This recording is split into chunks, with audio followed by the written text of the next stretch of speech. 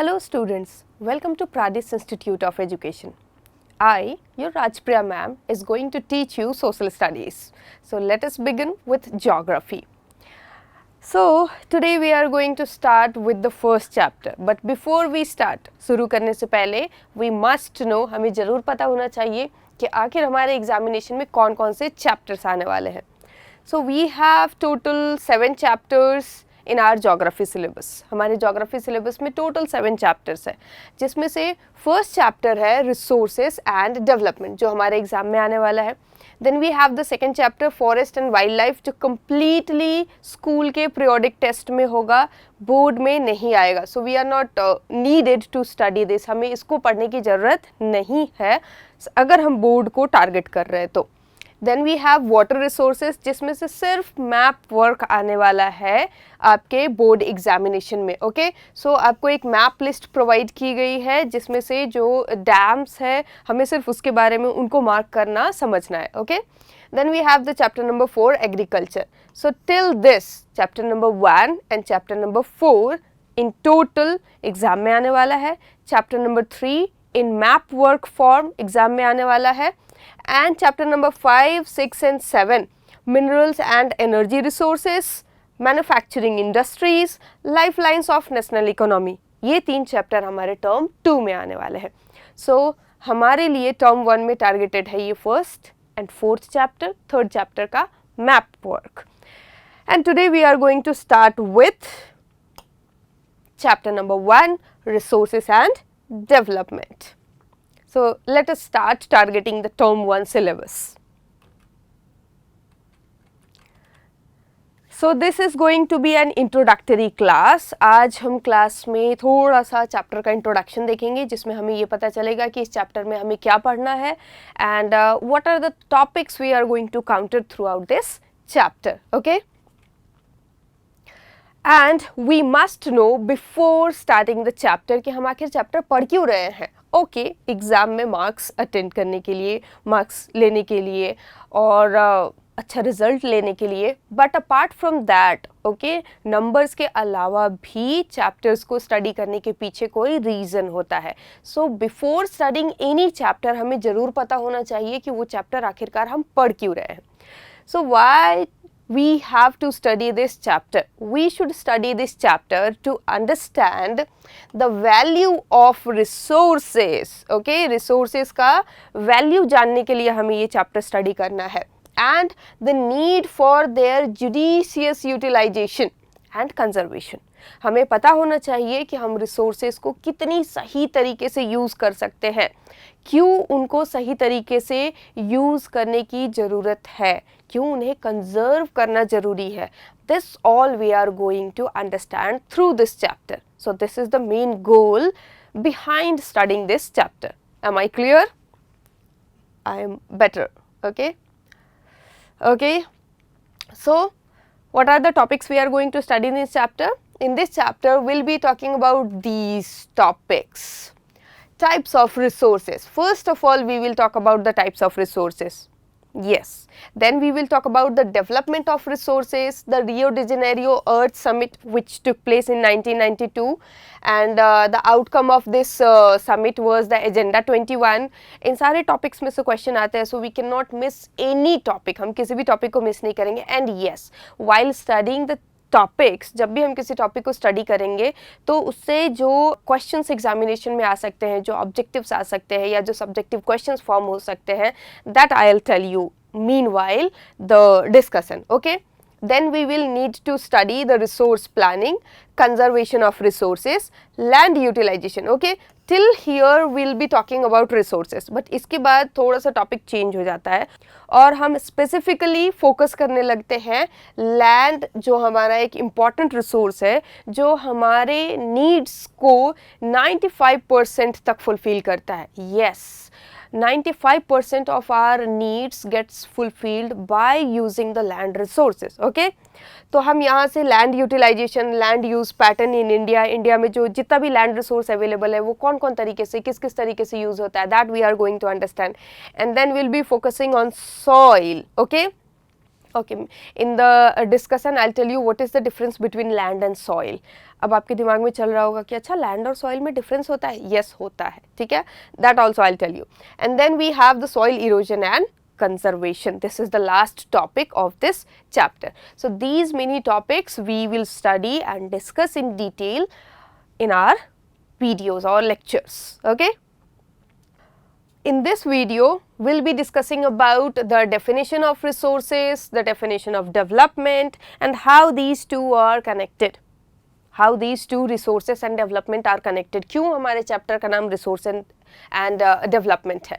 तो सबसे पहले जानते हैं व्हाट इज रिसोर्सेस. तो रिसोर्सेस के बारे में अभी तक पिछले क्लासेस तक जो आपने पढ़ा है उसमें आपने यही सीखा होगा, anything that fulfils our need और satisfy our any kind of requirement is known as resource. बिल्कुल करेक्ट है. अभी तक जो भी आपने सीखा वो बिल्कुल सही है. But yes, there is a but. जैसे ही हम 10th क्लास में आते हैं तो 3 इम्पॉर्टेंट टर्म्स है जो इस डेफिनेशन में ऐड हो जाते हैं और इस डेफिनेशन को थोड़ा सा और एनहांस कर देते हैं, स्पेसिफाई कर देते हैं डेफिनेशन के फॉर्म में. Okay, so what are those 3 terms? Let us have a look. Yes, anything that fulfills or satisfies any of our need is a resource. But what is the definition given in your book? In your book it is given everything available in our environment which can be used to satisfy our needs provided. Okay, अब यहाँ पे एक word add कर दिया गया provided. और इससे related हमें ये बताया जा रहा है कि हमारे इन्वायरमेंट में चारों तरफ जो भी चीज़ अवेलेबल है, जो भी चीज़ अवेलेबल है, अगर उसका यूज़ करके हम हमारी किसी भी तरह की ज़रूरत को पूरा कर रहे हैं, नीड को सेटिस्फाई कर रहे हैं, then that is a resource. But related to that there is another term provided. ठीक है, उसके साथ में कुछ कंडीशंस है जो फुलफिल होनी चाहिए. वो कंडीशंस ये है कि वो रिसोर्स टेक्नोलॉजिकली एक्सेसिबल होना चाहिए, इकोनॉमिकली फिजिबल होना चाहिए और कल्चरली एक्सेप्टेबल होना चाहिए. Yes, now you must be wondering कि इन तीनों टर्म्स का मतलब क्या है actually. So the first term is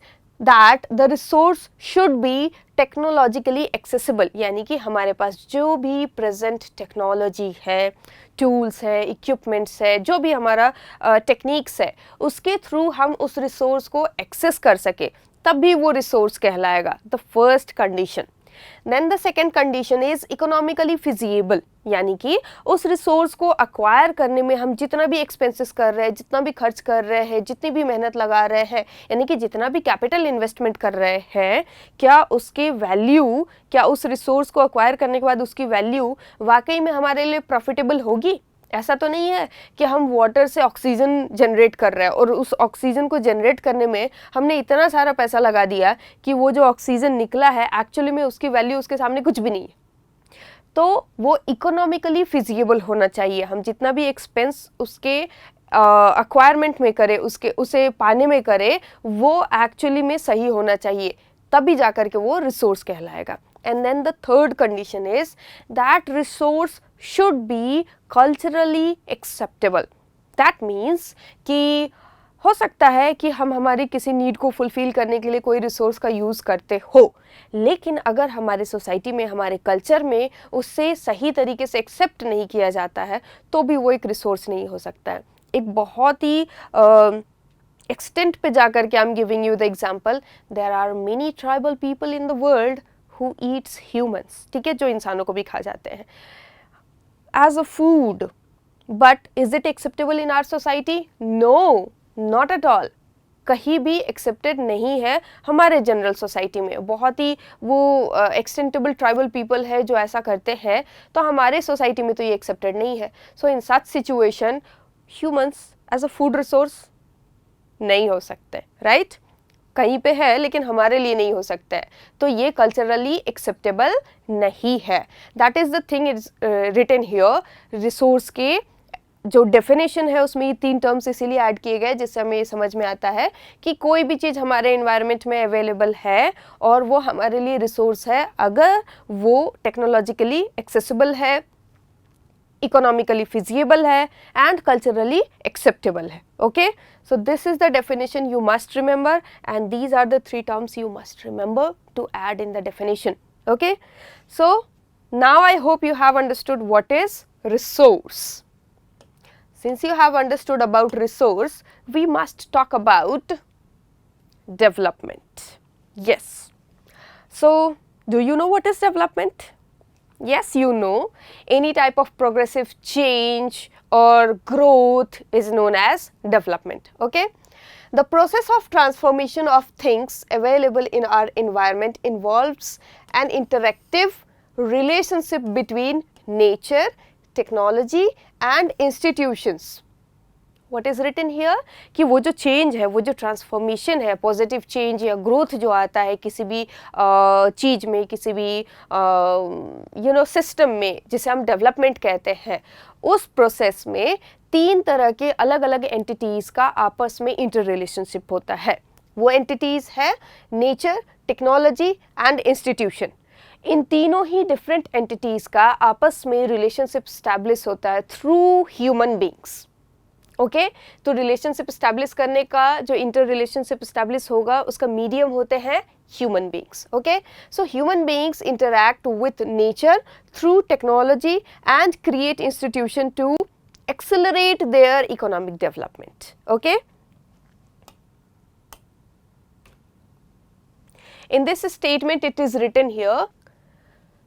हमें यहाँ क्या दिया हुआ है, यहाँ भी उसी कॉन्सेप्ट को समझाने की कोशिश की गई है थ्रू द डायग्राम, दैट हमारे जो नेचर है, नेचर में जो भी ऑब्जेक्ट्स है वो टेक्नोलॉजी के साथ में इंटरेक्ट करके इंस्टीट्यूशन क्रिएट करता है, और ये सब कुछ होता है ह्यूमन बींग्स के थ्रू. ओके, यानी कि नेचर इंटरेक्ट करता है टेक्नोलॉजी के थ्रू और इंस्टीट्यूशन फॉर्म करता है, और ये सारा इंटरेक्शन का मीडियम है human beings. That is the thing it is trying to show us through the diagram. Okay, so through this diagram we are getting the understanding about the interdependent relationship between the nature, technology and institution. Okay, इन तीनों के बीच का जो interdependent relationship है वो हमें समझ में आ रहा है थ्रू दिस डायग्राम. तो अगर आप इस चीज़ को पोर्ट्रे कर रहे हो एग्जामिनेशन में तो आपको ये डायग्राम याद होना चाहिए. Okay, and at last I have a question which we will try to counter in the next part. The question is, do you think that the resources are free gifts of nature as it is assumed by many?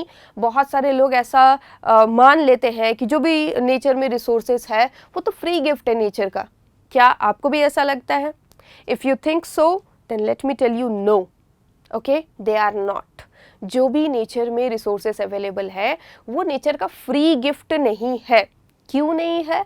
क्योंकि of course जो भी चीज़ें हमारे पास available है वो हमारे ancestors ने हमारे लिए बचा के रखा है तो ही अवेलेबल है, और जो भी है चारों तरफ अवेलेबल, अगर हमने उसका टेक केयर नहीं किया, उसे कंजर्व नहीं किया, तो वो फ्यूचर जनरेशन को मिल नहीं पाएगा. दैट मीन्स हमारे पास वो एक तरह का गिफ्ट है जो हम आने वाली जनरेशन को देंगे, हमें उसे सिक्योर करके रखना है, तो हम उसे फ्री गिफ्ट तो बिल्कुल नहीं कह सकते. Okay, so resources are result of human activities. Human beings themselves are essential components of resource. Okay, one important sentence is written here that जो रिसोर्सेस है वो ह्यूमन एक्टिविटीज़ का रिजल्ट ही होता है. बिकॉज अब हम एक एग्जांपल लेते हैं कि अगर हम कहीं से जा रहे हैं और हमें रोड पे पड़ी हुई एक पीस ऑफ स्टोन या रॉक दिखता है, ठीक है, वो तब तक वहाँ पे रखा हुआ वेस्ट मटेरियल है जब तक हम उसे ले करके, ह्यूमन बीइंग्स उसे ले करके उस पर किसी तरह का एक्टिविटी परफॉर्म करके, कोई टास्क परफॉर्म करके उसे यूजेबल ना बनाते. ओके, आपको पता है जो प्यूमिस स्टोन होता है जो हम बेदिंग के टाइम पे यूज़ करते हैं अपने बॉडी को स्क्रब करने के लिए, वो तो एक तरह का वेस्टेज स्टोन है, लेकिन ह्यूमंस उसे लेकर के एक फॉर्म दे करके और बहुत अच्छे तरीके से मार्केट में शॉप में रख देते हैं, और उसे हम बहुत अच्छे से परचेस करके बॉडी को क्लीन करने के लिए यूज़ भी करते हैं स्क्रबर के फॉर्म में. Right, so we have understood कि ह्यूमन बींग्स जो है अपने आप में ही एक बहुत इंपॉर्टेंट रिसोर्स होते हैं, क्योंकि वो सारे रिसोर्सेस को